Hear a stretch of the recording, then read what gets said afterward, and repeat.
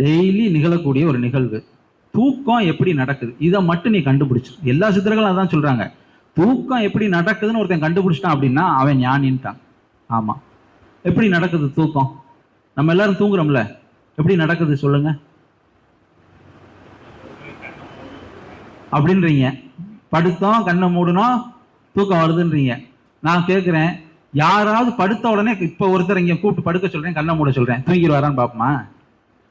இப்போ ஒருத்தர் கூப்பிடுவோம், கண்ணை மூடுவோம், கண்ணை மூட சொல்லுவோம், தூங்கிடுவாரா? உங்களுக்கு தூங்குன மாதிரி தான் தெரியும், ஆனா அவருக்குள்ள முழிச்சுக்கிட்டு தான் இருக்காரு. அப்ப என்ன நடக்குது அங்க? ஏன் அவர் தூங்கல? சும்மா கண்ணை மூடி இப்படி இருக்காரு. இப்ப உள்ள என்ன நடந்துகிட்டு இருக்கு?